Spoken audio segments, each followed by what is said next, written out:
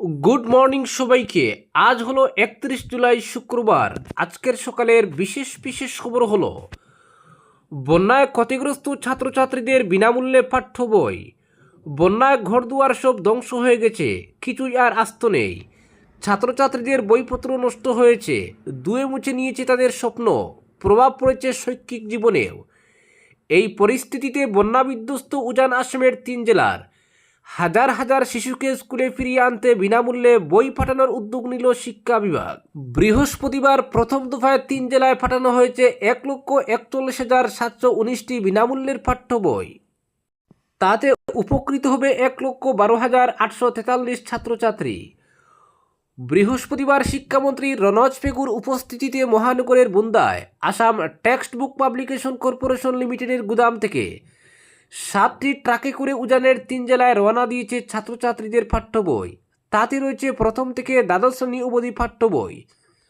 তবে শিবসাগর, চুরাইদেব এবং যোরহাটের বন্যা বিধ্বস্ত এলাকার ছাত্রছাত্রীদের জন্য প্রয়োজন রয়েছে 8,98,231টি পাঠ্য বইয়ের। পর্যায়ক্রমে সব পাঠানো হবে বলে শিক্ষামন্ত্রী জানান। তিনি সাংবাদিকদের জানান, প্রথম দফায় পাঠানো বই মোট চাহিদার 15% পূরণ করবে। বাকি বইগুলো খুব শীঘ্রই ধাপে ধাপে পাঠানো হবে।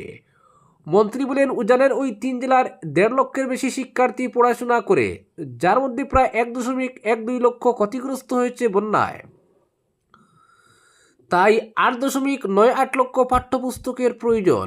বৃহস্পতিবার প্রথম ধাপে 60টি ট্রাকে 1.41 লক্ষেও বেশি পাঠ্য বই গন্তব্যে রওনা হয়েছে। বাকি বইগুলো যত দ্রুত সম্ভব পাঠিয়ে দেওয়া হবে। তিনি জানান, যেসব বই ছাপানোর প্রয়োজন রয়েছে ইতিমধ্যেই সেই সব ছাপানোর নির্দেশ দেওয়া হয়েছে। 3 জেলার প্রশাসনকে পাঠ্য বইগুলি নিরাপদে গ্রহণ করা, সঠিকভাবে সংরক্ষণ করা এবং দেরি না করে বিতরণের নির্দেশও দিয়েছেন শিক্ষামন্ত্রী।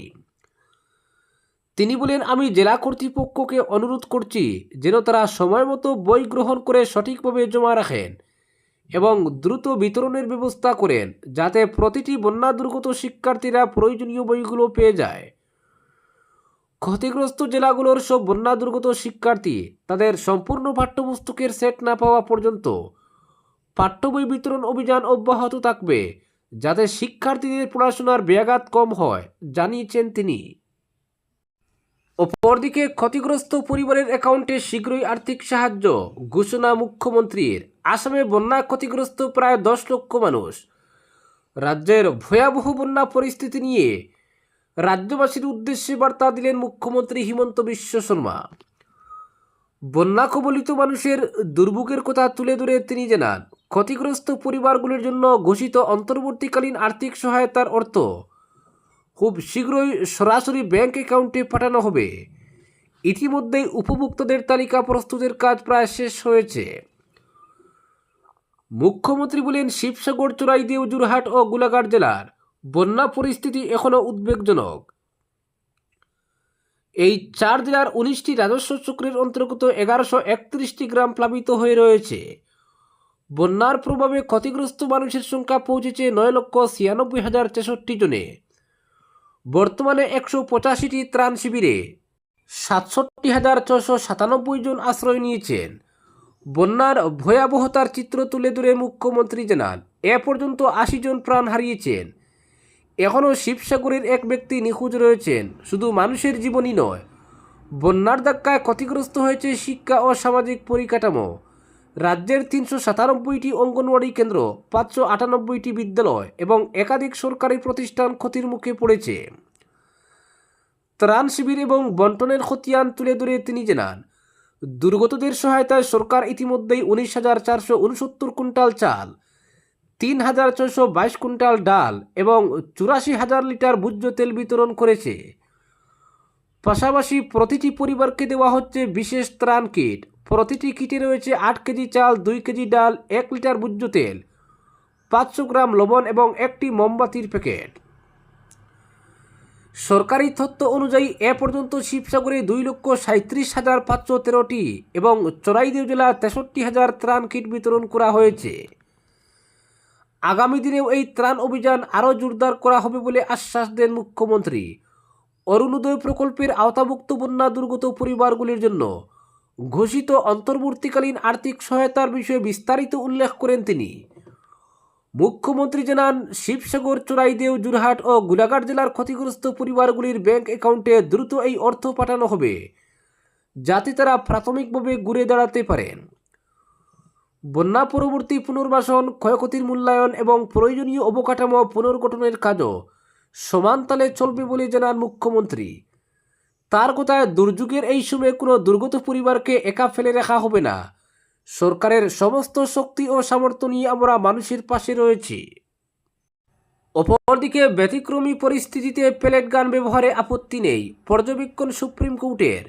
কেন্দ্রকে যন্তর মন্তরে ব্যবহৃত গোলাবারুদের হিসাব সংরক্ষণের নির্দেশ। দিল্লির যন্তর মন্তরে নিট ছাত্র বিক্ষোভের সময় পেলেট গান বা সর্রা বন্দুক ব্যবহারের অভিযোগ নিয়ে গুরুত্বপূর্ণ পর্যবেক্ষণ করল সুপ্রিম কোর্ট।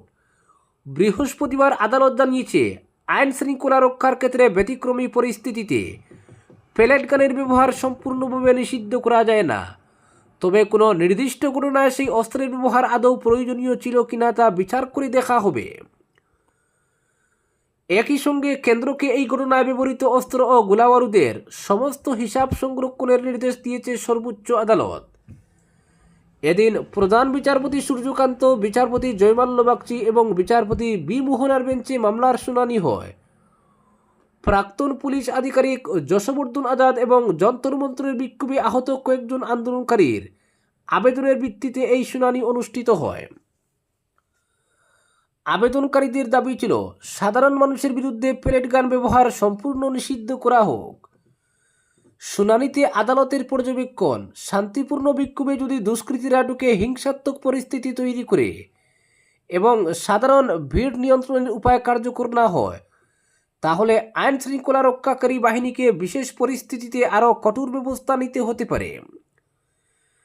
সেই কারণেই পেলেট গানের ব্যবহার পুরোপুরি নিষিদ্ধ করার পক্ষে এই মুহূর্তে মত দেয়নি আদালত। তবে সুপ্রিম কোর্ট স্পষ্ট করেছে, যন্তর মন্তরের ঘটনায় দ্রুত প্রতিক্রিয়া বাহিনী যে অস্ত্র ও গোলাবারুদ ব্যবহার করেছে তার প্রতিটি নথি, ব্যবহার সংক্রান্ত রেকর্ড এবং গোলাবারুদের হিসাব সংরক্ষণ করতে হবে।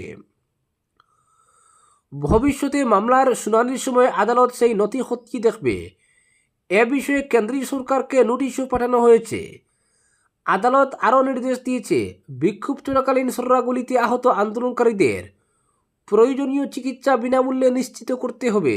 সেই দায়িত্ব দিল্লি সরকারকে পালন করতে বলা হয়েছে। অপরদিকে হারাঙ্গাজাওয়ে ট্র্যাক মেরামতির জন্য রেল পরিষেবা আংশিক ব্যাহত, অবশিষ্ট দুটি লাইন দিয়ে ট্রেন চালানোর জোর প্রচেষ্টা। নিউ হারাঙ্গাজাও সেকশনে মাটি ধসে ট্র্যাক বসে যাওয়ার পর চলমান পুনরুদ্ধার ও মেরামতির কাজের কারণে রেল পরিষেবা আংশিকভাবে ব্যাহত হয়েছে। রেলের সর্বশেষ পরামর্শ অনুযায়ী 2টি ট্রেন বাতিল করা হয়েছে এবং 7টি ট্রেনের সময়সূচি পুনর্নির্ধারণ করা হয়েছে। আজ ও আগামীকাল 1 আগস্ট যাত্রা করতে ইচ্ছুক যাত্রীদের যাত্রা শুরুর আগে সংশ্লিষ্ট ট্রেনের সর্বশেষ চলাচলের অবস্থা এবং সংশোধিত ছাড়ার সময় অবশ্যই যাচাই করে নেওয়ার জন্য অনুরোধ জানানো হয়েছে। আজকের 15615 গুয়াহাটি শিলচর এক্সপ্রেস বাতিল করা হয়েছে। তেমনি 15616 শিলচর গুয়াহাটি এক্সপ্রেস আগামী 1 আগস্ট চলবে না। অন্যদিকে যেসব ট্রেনের সময়সূচি পুনর্নির্ধারণ করা হয়েছে সেগুলি হচ্ছে 20507 সাইরাং আনন্দবিহার রাজধানী এক্সপ্রেস, আজ রাত 9টা 10 মিনিটে সাইরাং থেকে ছাড়বে। 15650 নারেঙ্গি আগরতলা এক্সপ্রেস, আজ রাত 10টা 30 মিনিটে নারেঙ্গি থেকে ছাড়বে। 15610 সাইরাং গুয়াহাটি এক্সপ্রেস, আজ রাত 9টা 30 মিনিটে সাইরাং থেকে ছাড়বে। 15609 গুয়াহাটি সাইরাং এক্সপ্রেস, আজ রাত 11টা 30 মিনিটে গুয়াহাটি থেকে ছাড়বে। 15611 রাঙ্গিয়া শিলচর এক্সপ্রেস, আজ রাত 11টা 30 মিনিটে রঙ্গিয়া থেকে ছাড়বে। তেমনি 15612 শিলচর রঙ্গিয়া এক্সপ্রেস শনিবার ভোর 5টা শিলচর থেকে ছাড়বে। আজকের বিশেষ সংবাদ এখানেই সমাপ্ত।